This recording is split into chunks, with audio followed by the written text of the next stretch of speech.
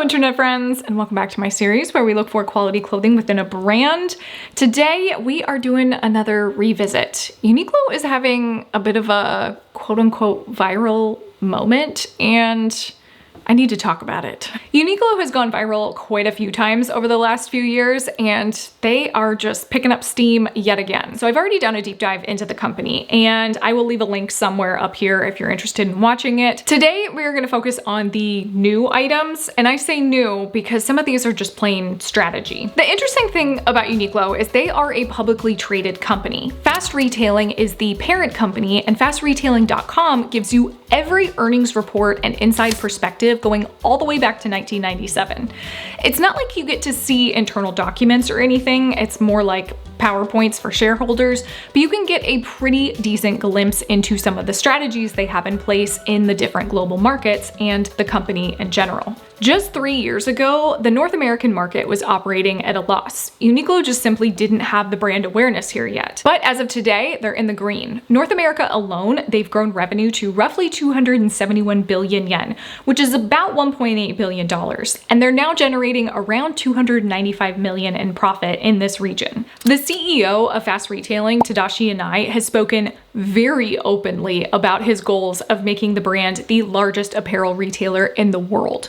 They're now neck and neck with H&M, but would essentially need to double to catch up to Zara, also known as Inditex, if they want that title. So when people say Uniqlo isn't fast fashion, the more you pull up the data, the harder it becomes to fully defend that statement. I myself have said it many times in the past. But also, can we just take a moment to appreciate this graph from 2003? I mean, we got Esprit on the list, Talbot's, Benetton Group is still there, Liz Claiborne is pretty close to the top.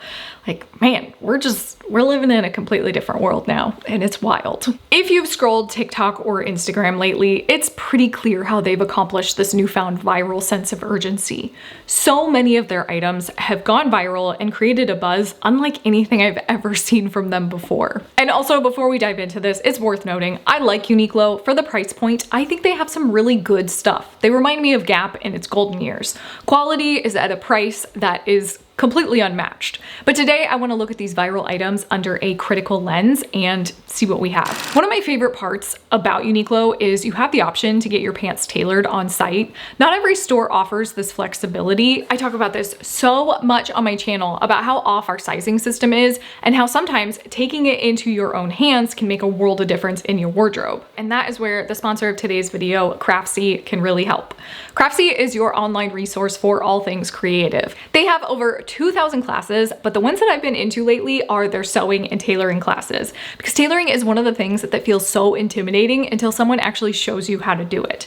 I've been watching Tailoring Ready to Wear and Tailoring Ready to Wear Beyond the Basics with Angela Wolf, and truly they break down fit in such a clear and precise way, like how to take in the hem of a skirt or hem denim, how to take in the waistline, and even altering shoulders and armholes. What I love is the lessons are step-by-step, super easy to follow, and the whole vibe on Craftsy is hands-on, approachable. And as someone who buys secondhand and really believes in wearing clothes for years, this just fits my philosophy so well. You can join Craftsy Premium for the first full year for $1.49 using my link in the description. And honestly, if you've ever wanted to learn how to make your clothes actually fit your body, or take cooking classes, or learn creative drawing skills, this is such a good entry point. Okay, let's jump back in and take a look at Uniqlo. Uniqlo started selling basic cashmere sweaters back in 2004 in Japan, and they sold for 7,990 yen, which is roughly 75 US dollars. The cashmere today in store is priced at just $99, which shockingly is even cheaper with inflation over the years. So price increase is interesting.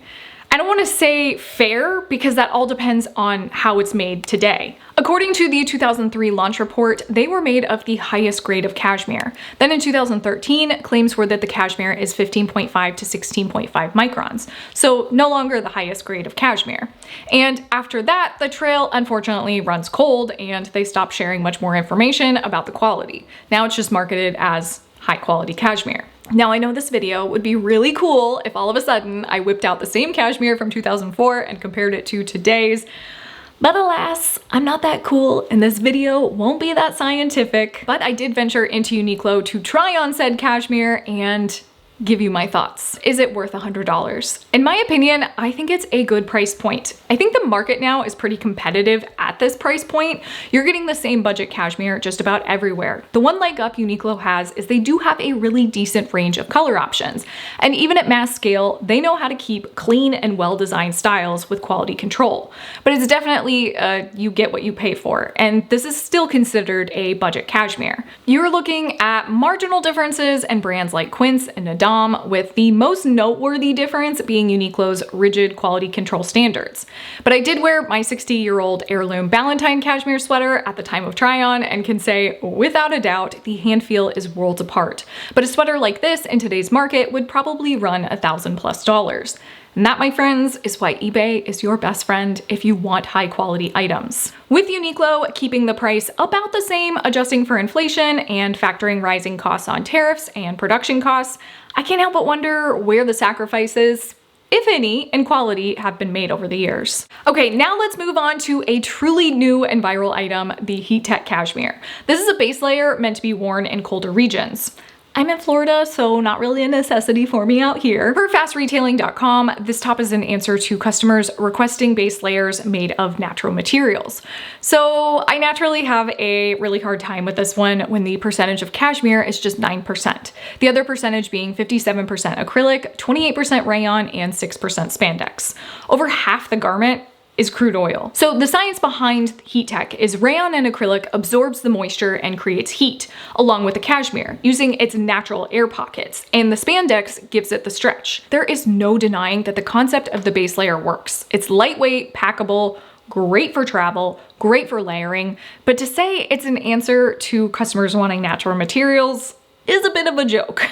Lifestyle and desired wearability is always a factor in purchase decisions. If I lived somewhere with freezing temperatures, I may have some different feelings about this, but I will say natural material base layers are always available. Silk and wool obviously being the top choice, but I can't deny the quick drying, moisture wicking, and easy to care for plus low price point does make these very accessible to everyone. Also, not to mention the hand feel is really, really soft. Okay, next let's talk about the jersey barrel pants. These have taken TikTok and Instagram by storm. Honestly, this was what sparked the whole concept for this video for me. They are 62% polyester, 31% cotton, and 7% spandex.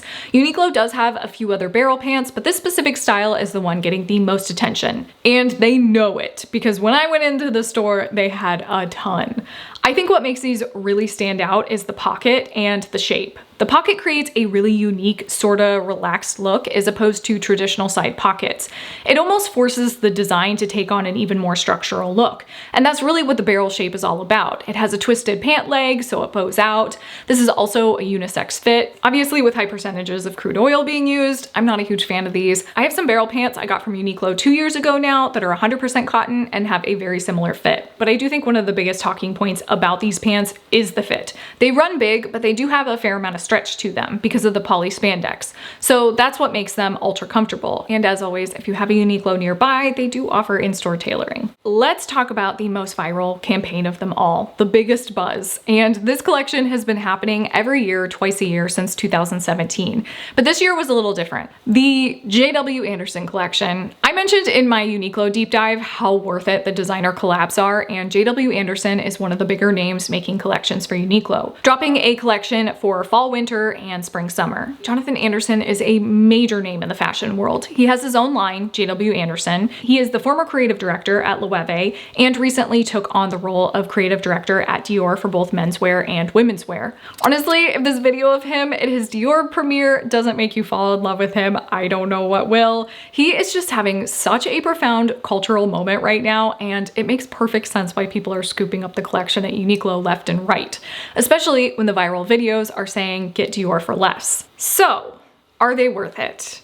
First and foremost, no, unfortunately, you are technically not getting Dior for less. It's important to remember how these collections work. Dior has house rules, so collections will be made with a different aesthetic in mind. Jonathan Anderson's original goal with Uniqlo was to design collections that represented British heritage and the democratization of fashion, something that anyone can afford and representing more of his wardrobe as opposed to the craftsmanship and the fantasy world of fashion. In a Business of Fashion article, he was quoted saying, When I started working on Uniqlo, it really challenged me in a different way. It was the first time I started reflecting on what I actually wear. Instead of being the fantasy of a character, it's the reality of a character. So his J.W. Anderson line is more a reflection on current everyday wear, from preppy cropped boxy shirts to relaxed everyday denim and striped heritage style polos. These are items that are meant to be worn daily, just like everything Uniqlo makes. I personally am a massive fan of Uniqlo denim when it's 100% cotton. It's affordable and comfortable. I purchased the J.W. Anderson denim early on and found myself buying it in the darker wash just because I wear them weekly. I have these made and crafted Levi's from the original Cone Mills that have such a similar hand feel, and that's saying a lot because these are closer to the $300 price point, and most of the J.W. Anderson collection is priced at $50. I don't want to say they are apples to apples, but as far as comparison goes, they are pretty close in hand feel and durability. The JWA button downs are rayon cotton blend. They're crisp and holds their shape so well. And these have gone so unbelievably viral that at one point people were in a frenzy because they were sold out, only for them to restock again and again. Meeting customer demand is sort of embedded in their business model. But so is quality. A not as viral moment, but still holding a pretty big place on TikTok and Instagram is the canvas barn jacket, cropped with a utility structure, corduroy collar, and sleeve cuff. So many brands are making variations of this jacket, and point blank cannot match what Uniqlo is doing at the price point they are selling it for. Comparing it to Old Navy's jacket is worlds apart. Old Navy priced at $59.99 and showing warping and wear in the store. Meanwhile, Uniqlo is $69.90 and looks like it could be comparable to a $200 jacket. Also, not to mention, we're still living in a bizarro world where people are listing the J.W. Anderson collection on resale sites for almost double what they're selling for in store. So as always, this leads me to my final thoughts and hot takes and why I even made this video. I find it fascinating that virality, items selling out, and restocks mixed with a very lucky situation with Dior created an absolute frenzy around Uniqlo. And this is ultimately how they are winning. Each global market within Uniqlo has such a unique approach to how the business can work and succeed.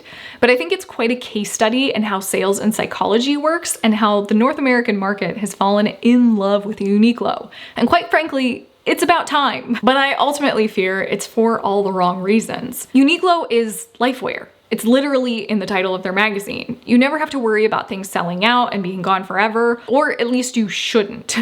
It's the ethos of the brand. If it's good and has a demand in the market, they will keep making it and they will keep perfecting it. And good or bad, they will keep pricing out the competitors. I don't think they can promise it will be the same quality as 2004 or 1997, but they have done a really good job of at least staying consistent with quality. And scarcity mentality isn't really how you should look at this brand. I purchased those J.W. Anderson jeans, like 4 or 5 months ago, if not longer, and they still have them. The button-down shirts have sold out multiple times. They still have them. Barrel leg pants. Still have them, years after they first launched. Uniqlo Sea Crew neck sweater I bought last year. Same as this year. I think the purpose this video is serving for myself is an exploration of the idea Uniqlo didn't go viral because they're trendy. They went viral because people are exhausted by trends. And this is sorta a newfound expression of dressing because we've become so anti-trends and just point blank exhausted. But I just find it fascinating that we still require viral, trendy videos to influence our everyday purchase decisions. It's a case study in Kendall Jenner's tank top going viral when it's basically a form of underwear we've been wearing for the last 100 years. So I guess in conclusion, understanding Uniqlo is understanding it's there when you need it. And they also make damn good denim jeans for the price. I also realize I'm likely to use viral in my title for this video, and that is also just playing into the goofy feeling of virality. So that is it for today's video. Thank you so much for hanging out with me. If you're new around here, I might have a couple extra videos for you right here, and I will see you in the next one. Bye. Oh, and yes, did I get bangs because they went viral and they're now trending? Also, yes, I'm a sucker.